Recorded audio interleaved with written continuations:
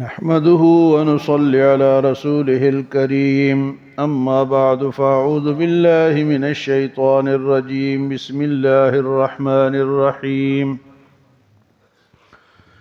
اتل ما أوحي إليك من الكتاب وأقم الصلاة إن الصلاة تنهى عن الفحشاء والمنكر ولذكر الله أكبر واللہ یعلم ما تصنعون۔ توحید کا ذکر تھا، اس سے پہلے توحید کی مثالیں اللہ پاک نے بیان فرمائی کہ جو لوگ اللہ کو چھوڑ کے غیر اللہ کی عبادت کرتے ہیں یا غیر اللہ کو پکارتے ہیں، ان کی مثال مکھڑی کی گھر جیسی ہے۔ جتنا وہ کمزور ہوتا ہے اسی طرح اللہ کو چھوڑ کے اوروں کو پکارنے والے اتنے کمزور خداؤں کو پکارتے ہیں۔ آ جاؤ جی، سامنے آ جاؤ، کیوں نہیں آتے؟ قرآن کے درس کا طریقہ یہ ہے کہ جڑ کے بیٹھنا پڑتا ہے، محبت سے بیٹھنا پڑتا ہے، اور اس حوالے سے بیٹھنا پڑتا ہے کہ مجھے کچھ حاصل ہو۔ یہ کوئی معمولی کتاب نہیں ہے کہ کوئی جو اس سے بے پرواہی کرے گا پھر یہ اس سے بے پرواہی کرتا ہے۔ تو اس لیے قرآن کے درس میں جب بھی بیٹھیں، مل کے بیٹھیں، غور سے سنیں، کچھ حاصل کریں، ایسے بیٹھنے کا فائدہ نہیں ہے۔ تو آج کے درس میں قرآن کا ذکر ہے اور نماز کا ذکر ہے اور اللہ کے ذکر کا ذکر ہے۔ فرمایا کہ اتل ما اوحی الیک من الکتاب واقم الصلاۃ، میرے نبی آپ ان کو پڑھ کر سنائے وہ کتاب جس کی آپ کی طرف وحی کی گئی، جو آپ کی طرف بھیجا گیا، یہ آپ ان لوگوں کو پڑھ کے سنائیں۔ اتل ما اوحی الیک من الکتاب واقم الصلاۃ، اور نماز قائم کریں۔ تو سب سے پہلے قرآن کی تلاوت یہ سیکھنی چاہیے، قرآن سے محبت کرنا چاہیے، قرآن کو پڑھنا چاہیے، قرآن کو سینے سے لگانا چاہیے۔ ہاں جی، اگر کسی نے نہیں پڑھا تو اس کو کوشش کرنی چاہیے، پڑھنا چاہیے۔ اور اس کے علاوہ اللہ کے نبی کو اللہ پاک نے فرمایا کہ یتلو علیہم آیات، حضور صلی اللہ علیہ وسلم کا ایک کام یہ بھی تھا کہ وہ قرآن پڑھ کے بھی سناتے تھے۔ تعلیم تو دیتے تھے لیکن پڑھ کر سنانا بھی یہ آپ کی ذمہ داری تھی۔ تو یہاں بھی فرمائے اتلو، آپ تلاوت کریں۔ تو سب سے پہلے قرآن کی تلاوت ہے، اور قرآن کی تلاوت جو بھی کرے گا ایک آیت پر 10 نیکیاں ہے۔ اتلو 3 لفظ ہیں، اتلو حمزہ تا اور لام، اتلو 30 نیکی صرف اس پہ کسی نے پڑھا تھا۔ اتلو فرمایا ما اوحی الیک، جو آپ کی طرف وحی کی گئی۔ تو قرآن کی پہلا کام ہمارا یہ کہ ہم اس کو پڑھیں، ہر لفظ پر 10 نیکی ہیں، اور نماز کے اندر پڑھیں گے یا سنیں گے تو 100 نیکی ہیں۔ تو کتنے الفاظ پڑھے جاتے ہیں، کتنی نیکیاں ہمیں ملتی ہیں۔ دوسرا کام قرآن کی اس کی اشاعت ہے، اس کی تعلیم ہے، اس کو لوگوں کو سکھانا ہے، اور اس کے ذریعے سے وعظ و نصیحت کرتی ہے۔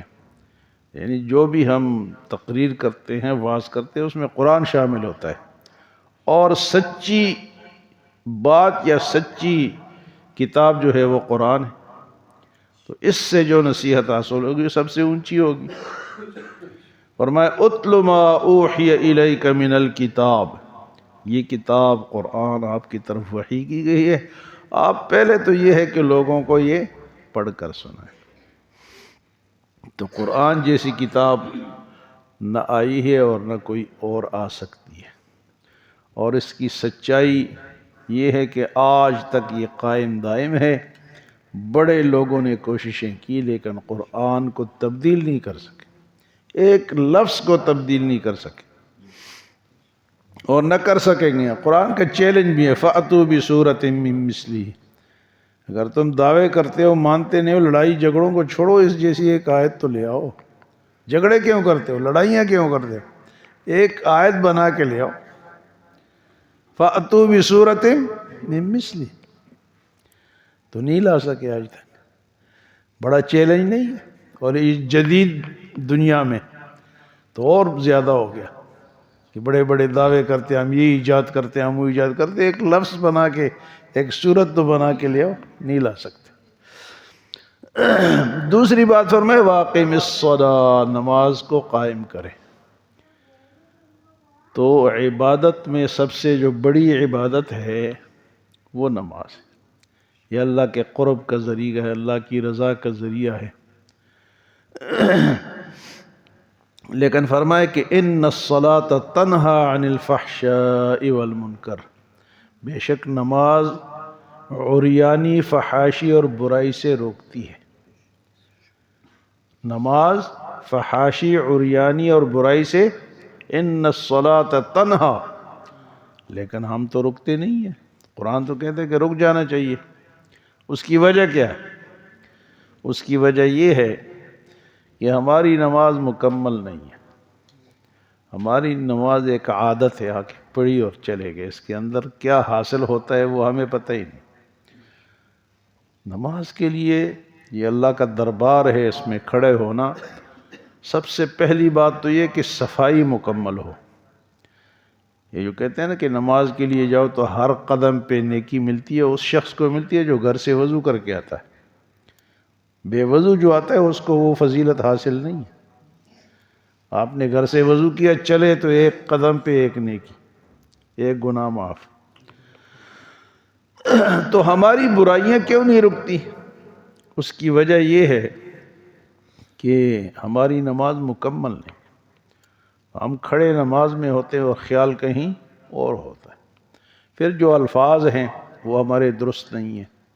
پھر اس کے جو لوازمات ہے، صفائی ہے، وضو ہے، اس کے اندر واجب کیا ہے، فرض کیا ہے، مستحب کیا ہے، سنت کیا ہے، یہ ساری چیزیں جب ہمیں پتہ ہوگی اور پھر ہم نماز پڑھیں گے تو ضرور ہمیں گناہوں سے روکے گی۔ تو حدیث مبارک میں ہے کہ نماز کسی کی 10% قبول ہوتی ہے، کسی کی 9%، کسی کی 8%، کسی کی 7%۔ بہت کم لوگ ہیں جن کی 50% نماز قبول ہوگی۔ یعنی اس کی وجہ کیا ہے کہ ہماری لا علمی ہے۔ فرمایا نماز میں کھڑے ہو تو بالکل وقوموا للہ قانتین، خاموش کھڑے رہو، ہل جل نہ کرو، ادھر ادھر سوچو نہیں۔ ہم کوئی خارش کرتا ہے، کوئی کپڑے ٹھیک کرتا ہے، کوئی کیا کرتا ہے، کوئی کیا۔ حضور صلی اللہ علیہ وسلم کے سامنے ایک آدمی نماز میں ہل رہا تھا، کھجلی کر رہا تھا، تو آپ کو بتایا گیا کہ یہ اس طرح نماز، آپ نے فرمایا کہ اگر اس کے دل میں خشوع ہوتا، ڈر ہوتا تو اس کے اعضاء نہ ہلتے، وہ بالکل سیدھے رہتے، لیکن اس کے دل میں ڈر نہیں ہے۔ لیکن ایک ٹائم آئے گا، ایک دوسرے کے بارے میں آپ سے پوچھا گیا کہ آدمی نماز بھی پڑھتا ہے اور چوری بھی کرتا ہے، آپ نے فرمایا کہ یہ نماز جب ٹھیک ہوگی تو اس کی چوری رک جائے گی۔ تو ہمارے اندر کمی ہے۔ جس طرح آپ پیناڈول کی گولی کسی کو دیں نا تو وہ بخار یا سر درد ٹھیک ہو جاتا ہے، لیکن ہر ایک کا ٹھیک نہیں ہوتا، کیونکہ اس کی ایک کوئی بیماری اور بھی ہوتی ہے، صرف پیناڈول سے وہ ٹھیک نہیں ہوتی۔ تو ہماری جو نماز کے اندر بیماریاں ہیں وہ بے شمار ہیں، اس لیے ہماری نماز وہ ہمیں برائیوں سے نہیں روکتی۔ لیکن ایک بات تو ہے، حضرت شاہ عبد القادر رحمۃ اللہ علیہ فرماتے ہیں کہ اتنا تو مان لو نا کہ جتنی دیر نماز میں ہے اتنی دیر تو برائی سے بچا ہوا ہے۔ جتنی دیر ہے، 10 منٹ ہے، 15 منٹ ہے، اتنی دیر تو بچا ہوا ہے۔ تو نماز جب ہماری ٹھیک ہوگی لازماً یہ ہمیں برائیوں سے روک دے گی، لیکن ابھی ہماری نماز میں کمی ہے۔ حضرت شبلی رحمۃ اللہ علیہ نماز کے لیے آ رہے تھے، وضو کیا گھر سے، اللہ کے ایک ولی گزرے تو اللہ کی طرف سے آواز آئی، شبلی اس وضو سے تم میری نماز پڑھو گے میرے لیے؟ اس وضو سے؟ وہ تو اللہ کے ولی تھے، اللہ تو اپنے ولیوں سے باتیں کرتا ہے، تو وہ پھر مڑے کہ میرے وضو میں کوئی کمی ہے، میں وضو کر کے آتا ہوں۔ تو اللہ نے فرمایا کہ میرے گھر کی طرف جا رہے ہو یا اپنے گھر کی طرف جا رہے ہو؟ یا اللہ اب کیا کروں، ادھر جاؤں یا ادھر جاؤں؟ تو ہمارے وضو بھی پورا نہیں ہے، ہمارے الفاظ بھی پوری نہیں ہیں۔ اب دیکھیں جی، وضو میں کیا کیا چیزیں صاف کرنی ہوتی ہے، کتنی باریکی سے صاف کرنی ہوتی ہے، ہم نے کبھی سوچے نہیں، بس یوں یوں کیا اور آگے۔ ہو سکتا ہے کہ ہمارے اعضاء میں کوئی جگہ سوکھی رہ جائے تو وضو تو نہیں ہوا، تو وہ نماز کیا اثر کرے گی؟ لیکن اللہ فرماتے کہ یہ نماز کیا کرتی ہے؟ برائی بے حیائی سے، بے حیائی بڑے گناہوں کو، اس طرح کے بدکاری ہے، لواطت ہے، ہاں جی، گالم گجو قتل ہے، یہ بڑی برائی، یہ بے حیائی ہے۔ اور منکر جو ہے، فرمایا کہ تنہا عن الفحشاء والمنکر، غیبت کرنا، دوسروں کے خلاف سازش کرنا، لگی لپٹی لگانا، یہ برائیاں ہے۔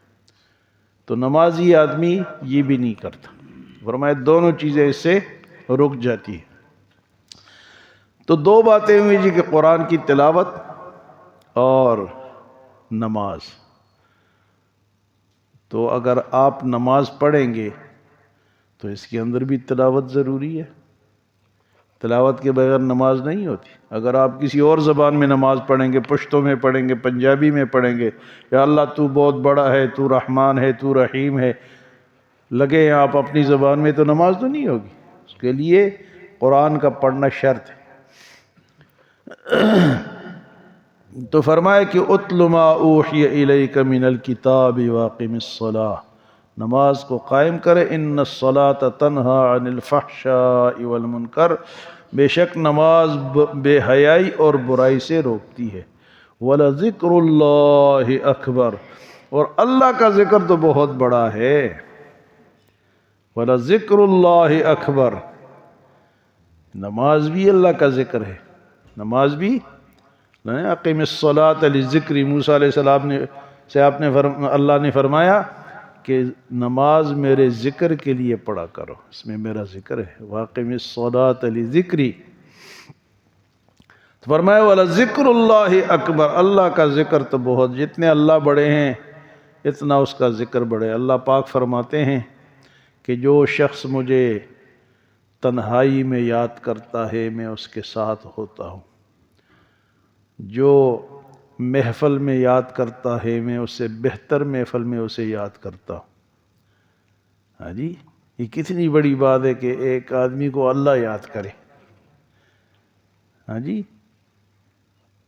ذکرنی ذکرتکم، تم مجھے یاد کرو میں تمہیں یاد کروں گا۔ جس شخص کو اللہ یاد کرے، کتنی بڑی بات ہے کہ اللہ، میں اتنا ناچیز بندہ، اور اللہ، اور کب یاد کرتا ہے؟ جب ہم اللہ کا ذکر کرتے ہیں۔ اور ذکر کیا ہے؟ نماز ذکر ہے، تسبیح ذکر ہے، ہاں جی، اچھی بات کرنا ذکر ہے، اور اللہ اللہ کرنا بھی ذکر ہے۔ جنت میں ایک خاص دروازہ ہے جو صرف ذاکرین کے لیے، اس میں ذکر کرنے والے داخل ہوں۔ تو ذکر کے لیے وقت نکالنا چاہیے۔ ذکر سبحان اللہ تیسرا کلمہ ہے، درود شریف ہے، استغفار ہے، یہ اللہ کے اذکار ہیں، اور خاص ذکر ہے۔ اللہ فرماتے ہیں یا ایھا الذین آمنوا اذکروا اللہ ذکرا کثیرا، اے لوگو ایمان والو اللہ کا ذکر کثرت سے کرو، بہت زیادہ کرو۔ دیکھو یہ نہیں فرمایا کہ یا ایھا الذین، نماز زیادہ پڑھو، روزے زیادہ رہو، اور میں ذکر زیادہ کرو۔